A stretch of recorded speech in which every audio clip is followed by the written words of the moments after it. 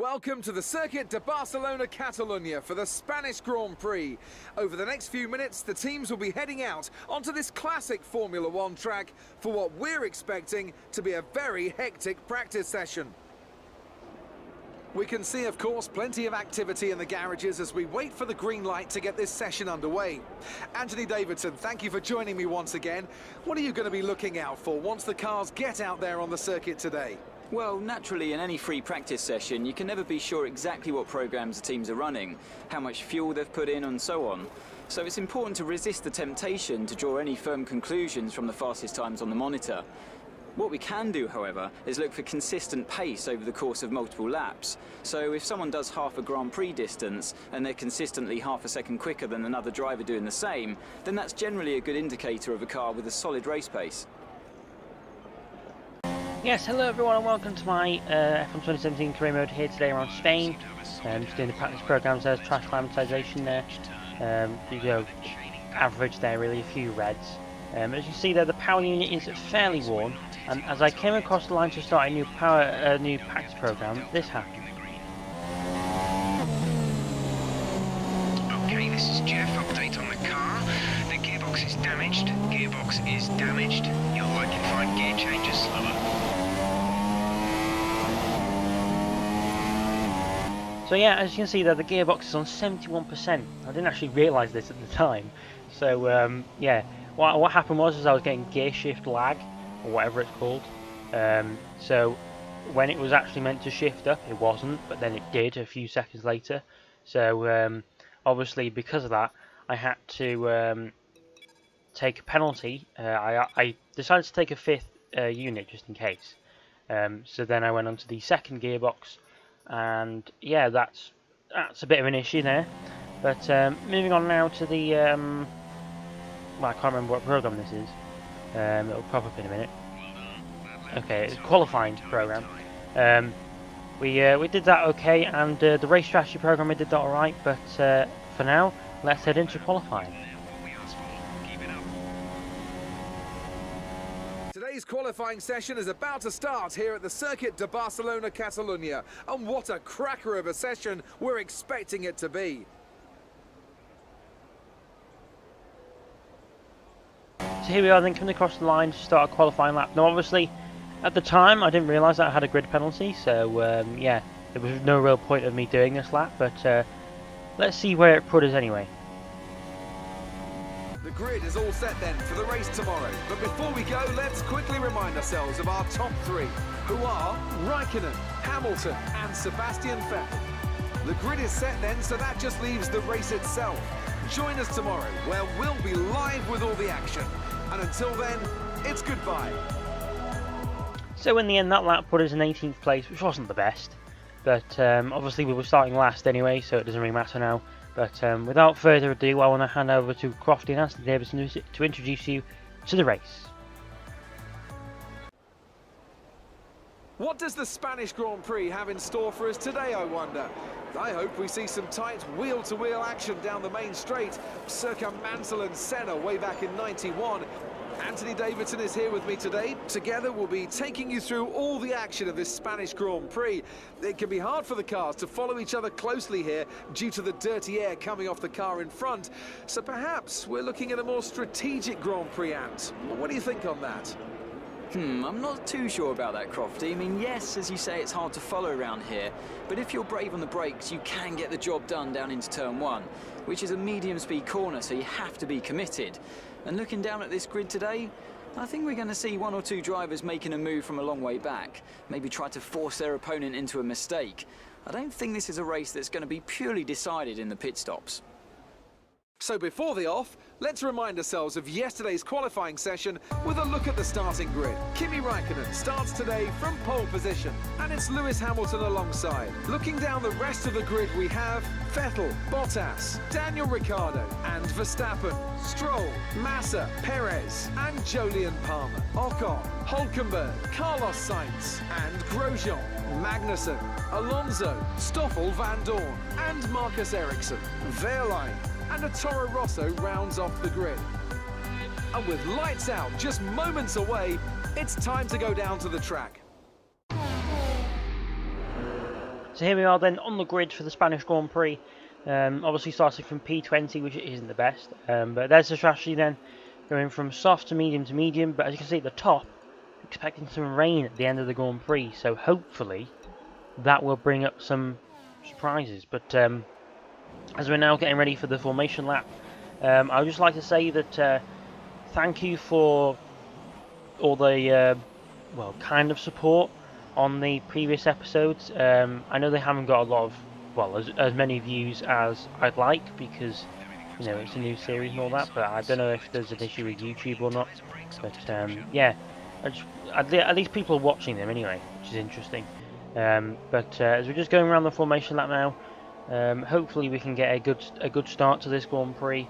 I hope, because I really don't want to be in P20 the entire time, let's be honest. But as we're now lining up on the grid for the Spanish Grand Prix, let's see what can happen here.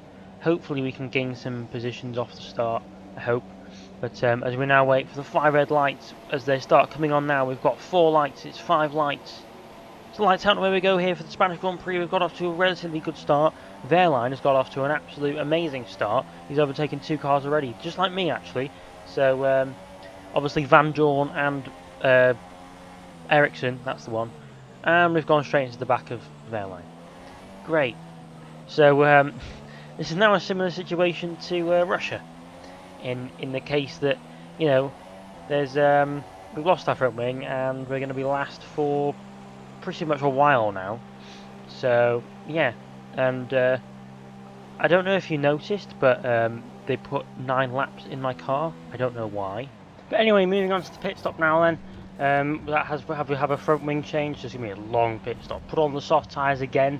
I felt like because I have 9 laps of fuel in the car, I might as well go for a blast, have some fun, and try and get some solid laps in. So as we now come out of the pit lane in the solid last place, as the leaders are just going through the second sector now. So that's how far behind we are.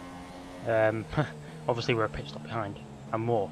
So yeah, moving on to lap 7 now. There's a yellow flag and there's a VSC, I think it is. Is it a VSC or is it a full-on safety car? That's a VSC. Max Verstappen is out of the Grand Prix. I don't know why. Well, there he is anyway on the side of the road. As the VSC is ending now, had to brake really hard then because I didn't want to get a penalty for going over the delta time when it's ending. But back to racing speed now. We are now right behind Wehrlein, who's made a pit stop, and so have I apparently. I missed that. But moving on now, we're now passing Wehrlein, which is a relatively easy pit stop. As you can see now, though, I don't know if you can see it on the video, but the rain is starting to come down right now, and as you can see there, it's a lot worse now. As we catch up to my teammate, who's just made a pit stop as well, I think. So, coming through now to he pushes us off the track. Jesus, Sainz, what are you doing? As we go around the outside, and we just give him a little nudge as if to say, yeah, we're here. And Jeff gives us the call for intermediate tyres. So we are now going to come into the pit lane. And coming into the pits now. And we're... okay. What's just happened there? Okay, I was coming around the final 2 corners, normally. And this is the first time this has happened to me. And I just stopped dead. I don't know what happened there, but I felt like I should have. Well, I felt like I'd been hard done by, so I used the flashback because, you know, that's not meant to happen, is it? So, you know. Anyway, coming into pit stops now for a set of intermediate tyres, going on to the inters until the end of the race probably. So we're coming in now. I think Sainz has carried on. Has he carried on? I can't tell if he's behind us or not. He's probably carried on. Well, obviously he would have because I'm in the pits. But coming out of the pit lane now in 17th, I think that says. So we're still pretty much in the same position as what we were. But, you know, you can't really help that when, you know, a lot of people haven't pit yet. But we're now cutting on to lap 20 and the rain is fully coming down now. This is the first time I've been in wet conditions in a race, by the way. So this is technically the first wet race of my career mode. So here we are now coming down the back straight, and we're going to go down the inside of Hulkenberg. Yes, we are. we're going to get Stroll as well. No, we just about missed out on Stroll. I'm sure we'll get Stroll soon. And we're now coming down into this hairpin, and Ocon ahead of him has gone deep. He's come back onto the racing line. He's going to give us room, and Stroll gets a bad exit, and we're going around the inside of both of them, and that's 2 positions in 1 corner. So I was quite happy with that move, actually. that was quite impressive. And we're now on to Van Dorn now, and I have to say, this car came alive in these conditions. It was just amazing. I mean, I was catching people left, right, and centre. It felt like I felt like I was in a Mercedes.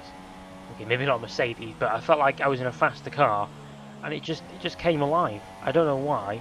And then all of a sudden, people started to make pit stops toward the end of the race, and that pushed me up into the points. So I've gone from being virtually last to the points. So this has been a very good Grand Prix for myself, as we now catch up to the back of Magnussen now, with a lap to go. And there's a yellow flag up ahead of us, and Jolyon Palmer is out of the Grand Prix, and he was in 8th place as well. Hello, darkness, my old friend. But anyway, cutting on to the end of the back straight now on lap 32. We've somehow made Magnussen do a little bit of mistake there on the apex, and we get a better exit, and we're now up into 8th place in the Grand Prix. And as we come around the final corner now to cross the line in 8th place, I have to admit I am very happy with that result.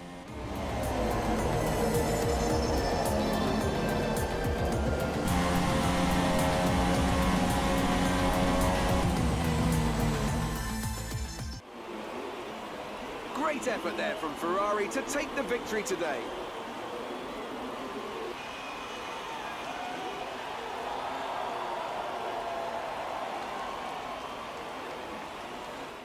Here come our winning drivers then, out onto the podium at the end of a thrilling Grand Prix.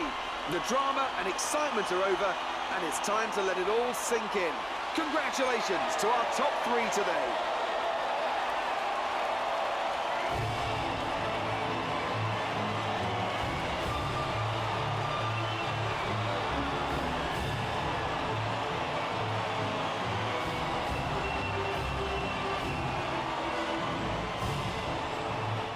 So then, it's time to see how this result affects the Drivers' Championship. It's a good result for Sebastian Vettel, who moves further ahead at the top of the table. And now I'd like to ask you, Anthony Davidson, who was your driver of the day?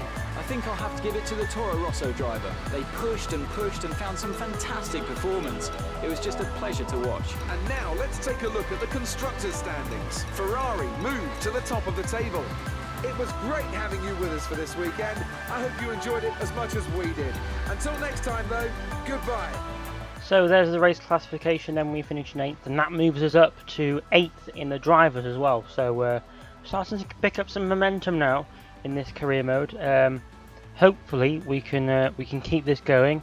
Vettel has gone further ahead of the drivers at the top, I think. And there's the constructors. We're still in 7th, unfortunately, but we're safe in 7th. But if you didn't like this episode, please leave a like and a comment. I will see you all next time. Goodbye.